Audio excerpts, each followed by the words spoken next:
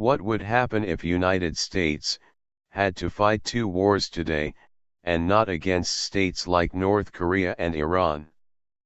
What if China and Russia sufficiently coordinated with one another to engage in simultaneous hostilities in the Pacific and in Europe? In any case, the war would start on the initiative of either Moscow or Beijing.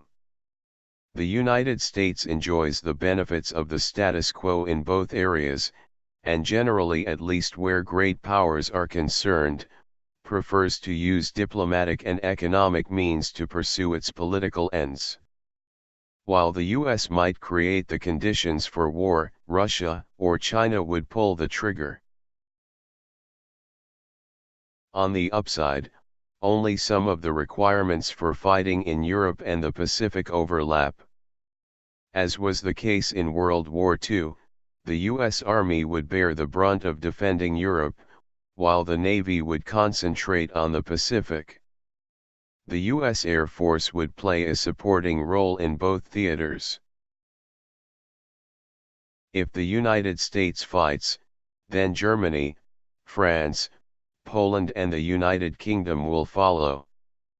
In most conventional scenarios, even the European allies alone would give NATO a tremendous medium-term advantage over the Russians.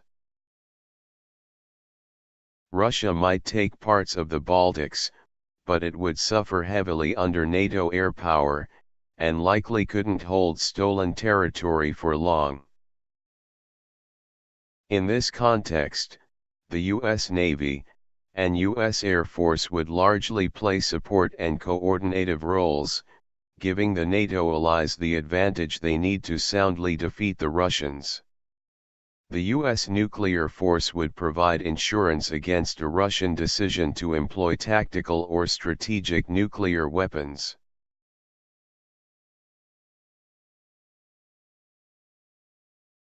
The United States faces more difficult problems in the Pacific.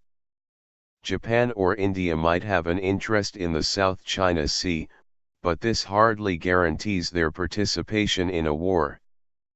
The bulk of American carriers, submarines, and surface vessels would concentrate in the Pacific and the Indian Ocean, fighting directly against China's anti-access, area denial system, and sitting astride China's maritime transit lanes. Long-range aviation, including stealth bombers and similar assets, would operate in both theaters as needed.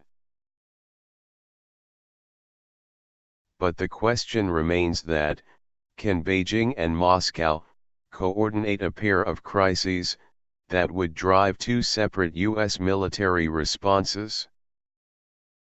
Most realistic answer would be maybe, but probably not. Each country has its own goals, and works on its own timeline. More likely, one of the two would opportunistically take advantage of an existing crisis, to further its regional claims.